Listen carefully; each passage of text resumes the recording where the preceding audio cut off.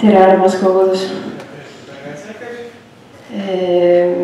Ma juba vaikselt alustasin natuke selle teemaga, natuke lastejutuga, natuke selle lauluga. Aga enne, kui ma siis loen oma jutluse täna,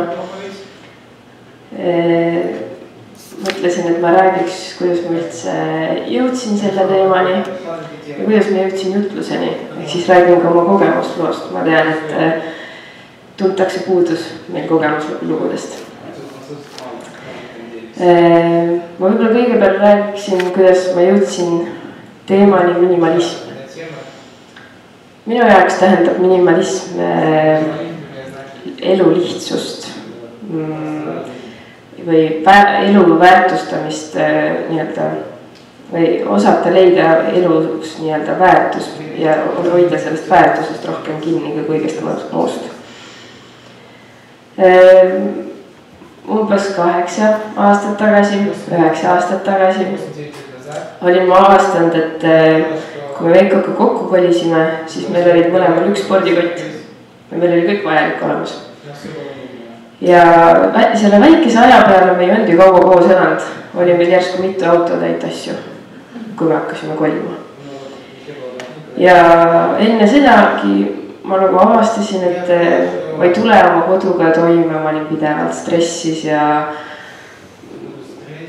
kuidagi ei teadnud, mida teha ja tujust olin ära ja siis ma sattusin ühel päeval YouTube'is mingit videot vaatama, mis rääkis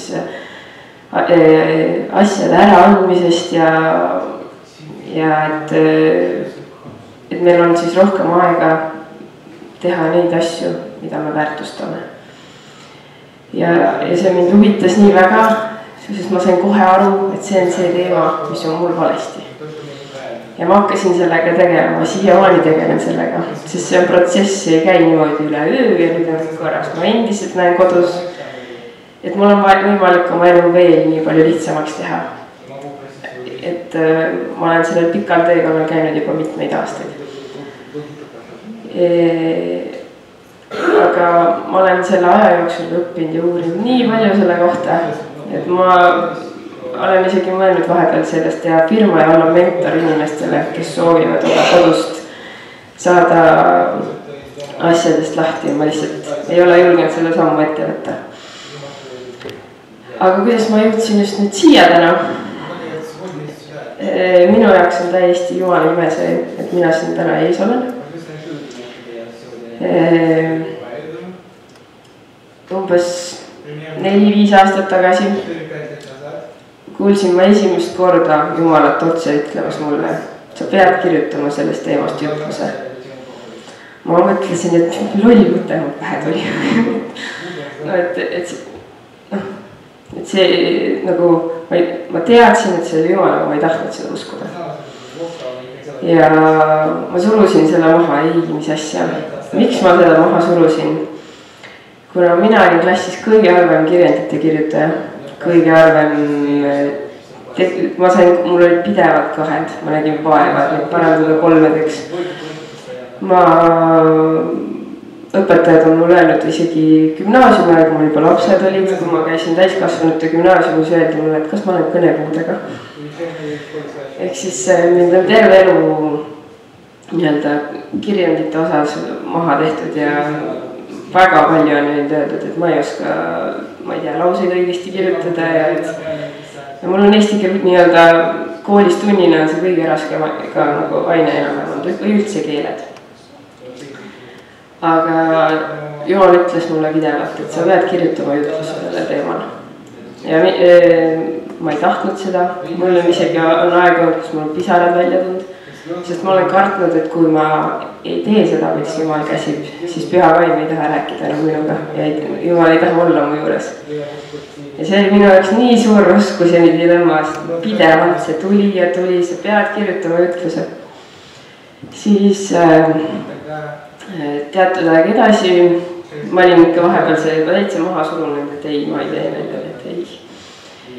Siis Jumal sai aru, et mul on vaja nii-öelda kasvada sinna ja ta oli väga armuline nii-öelda ja ta andis mulle siis natuke väiksem ülesande. Aga ühel päeval kirjutas mulle Külli Keel, et kas ma oleksin nõus tegema meie aega minimalismist pisikese kokkuvõtte.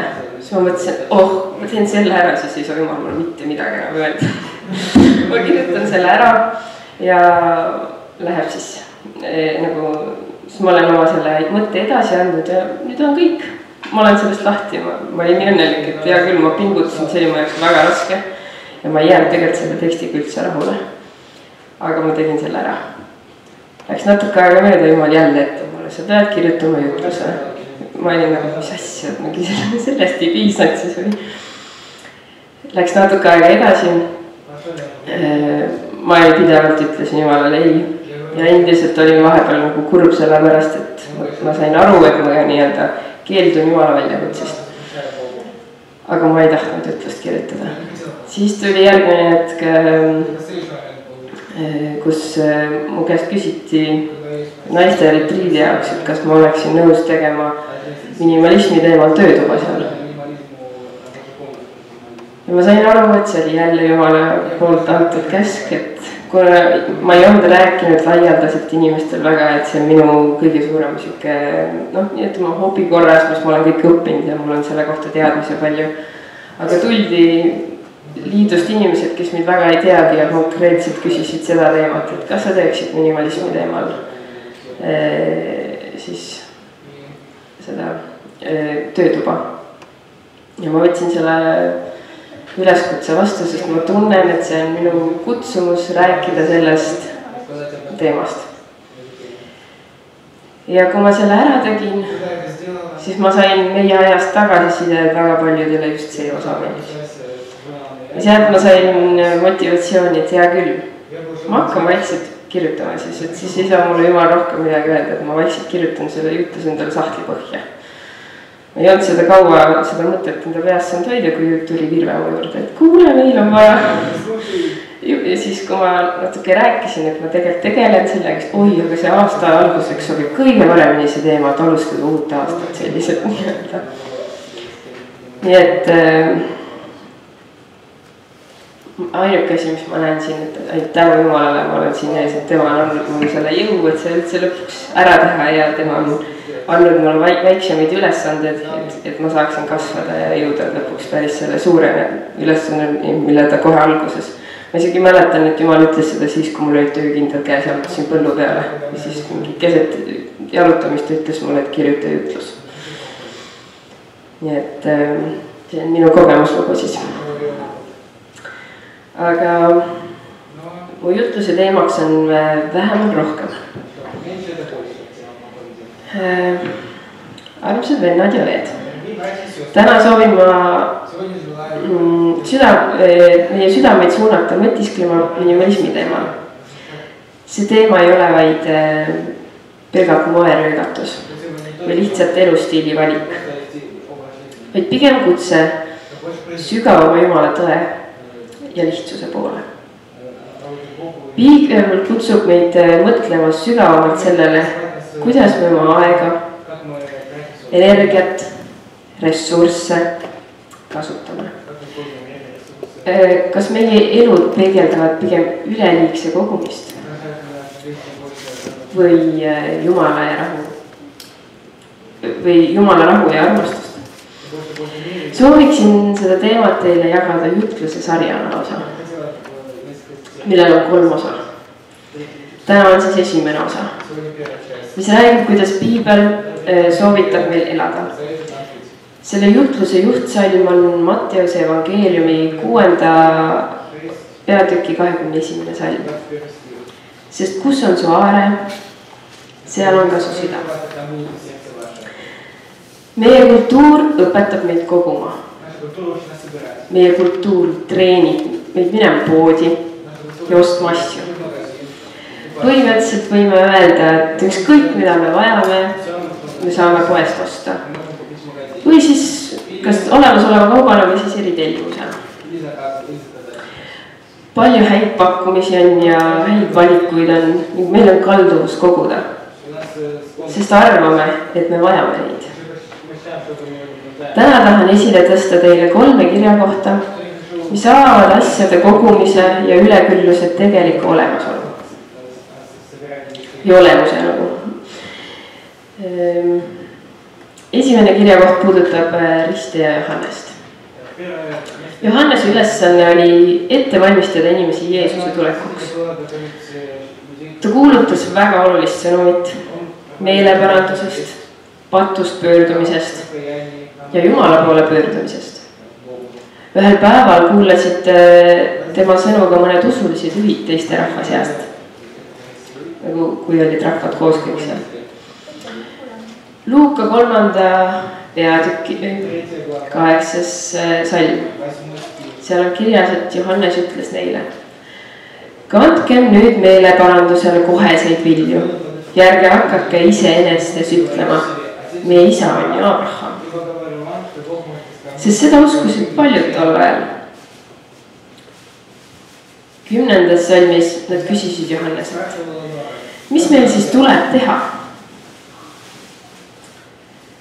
Ja Johannese vastus sellele küsimusele oli järgmine 11. salmis kohe. Kellel on 2 särki, jagagu sellele, kellel ei ole. Ning kellel on toitu, tehku samuti. Johannese esimesed sõnad, kui teda küsitleti, mida tähendas tõeliselt meel parandada, oli seotud tegelikult nende endi asjadega. Kui on 2 särki, siis andku sellele, kellel ei ole. Ja usun, et see põhimõte käis mitte ainult särgi kohta, vaid ka ülejäänud asjade kohta. Sellel oli avaram tähendus. Liigume edasi järgmise kirjakoha juurde. Järgmine kirjakoht puudutab Jeesust ja noort meest, keda kirjeldatakse kui rikast noort valitsejat. Ta oli moraalne inimene. Ta tegi kõik asju õigesti, tal oli austust Jumala vastu, tal oli kõik hästi. Ta küsis Jeesuselt Luuka 18. peatükis 18. salm: hea õpetaja, mida tehes ma päriksin igavese elu? See oli tema suur mure. Hea õpetaja, mida ma päriksin tehes või mida tehes ma päriksin igavese elu? Jeesus aga vastas, korrates 10 käsu põhimõtteid. Ja noormees ütles siis 21. salmis: seda kõike olen ma pidanud noorest põlvest saadik. Seejärel hakkas Jeesus rääkima tema asjadest. Ta ütles järgmist 22. salmis: üks asi on sul veel vajaka. Müü ära kõik, mis sul on, ja jaga vaestele. Ja sul on siis aare taevas ning tule ja järgne mulle. Jeesus oleks võinud ju lihtsalt öelda, et sul on üks asi ainult vajaka. See olen mina, tule järgne mulle. Aga ta ei öelnud seda.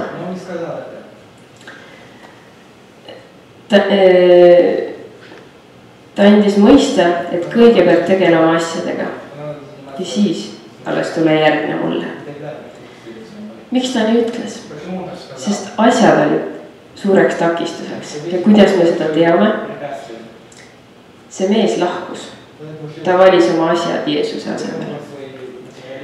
Sageli saadakse sellest tekstist aru nii, et see Jeesuse juhend sellele oli konkreetsele noormehele. Ja see ei pruugi kehtida kõigile, vaid ainult neile, kelle süda on seotud nende asjadega.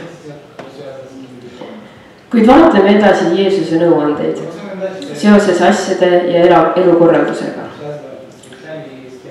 Luuka evangeeliumi 12. peatükis räägib Jeesus oma jüngritele, kes muretsevad. Ja Jeesus aitab neil muretsemisele vastu astuda nagu. Öeldes alates 22. salmist siis: seepärast ma ütlen teile, ärge muretsege elu pärast, mida süüa, ega ihu pärast, millega rõivastuda, sest elu on enam kui toidus ja ihu on enam kui rõivas. Vaadake kaarmed, nad ei külva nad ei külva ega lõika, neil ei ole varakambrit ega aita ning Jumal toidab neid. Kui palju enam väärt olete teie lindudest?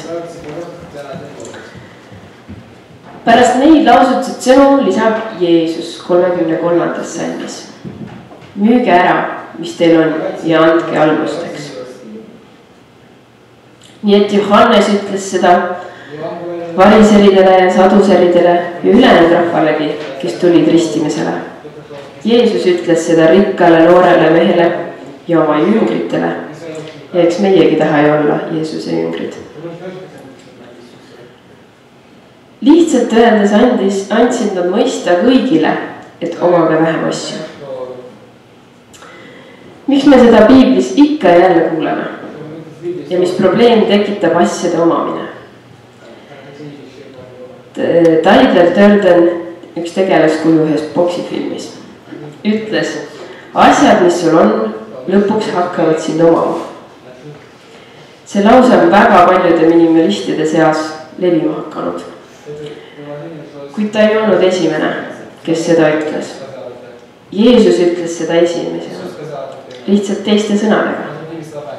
Matteuse evangeeliumi 6. peatükis 21. salmis Jeesus ütles, sest kus on su aare, seal on su süda. Mida see tähendab? See tähendab seda, ma nüüd seletan natuke omamoodi selle lahti. See tähendab seda, et su asjad lähevad maksma sulle tavaliselt raha. Sa investeerid enda raha nendesse asjadesse ja sa pead leidma või siis andma aega oma asjadele.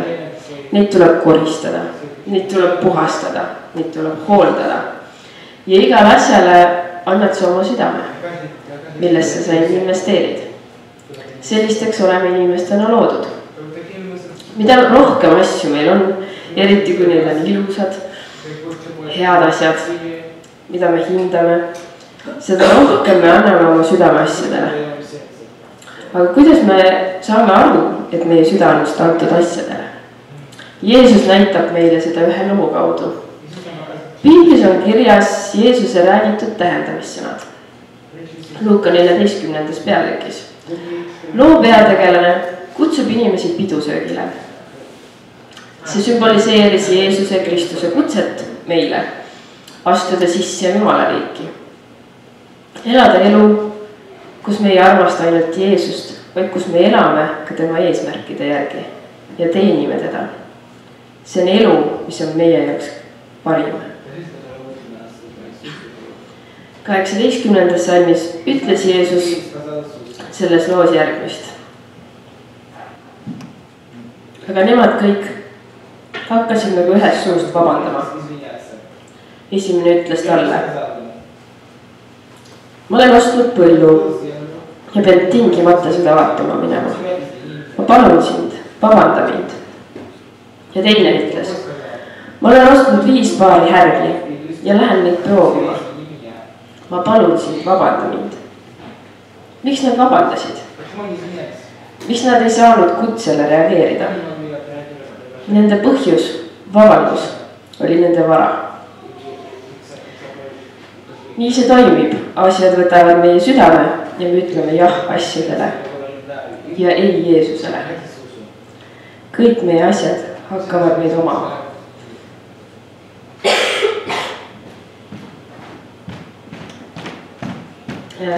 Võin tuua teile näite oma elust. Umbes 7 aastat tagasi juhtus meil avarii ja me saime kindlustuselt selle vana auto eest täpselt sama summa tagasi, millega me olime selle kunagi ostnud. Me olime väga õnnelikud. Meil oli uue auto jaoks raha vaja. Ja kui nüüd uut autot vaatama hakkasime, ikka tahtsime ilusamat ja paremat ja mugavamat ja lõpuks me leidsime selle auto, mis meile väga meeldis. Renault ja see oli Lätis. Käisime siis sellel autol järgi. Saime ka sõita täpselt 2 nädalat, kui 24. detsembril kirikust koju sõites automootor andis otsad. see tekitas meis suurt pettumuse tunnet ja viis ikka väga tööst ära. Hakkasime siis otsima autol uut mootorit. See võttis ka päris kaua aega.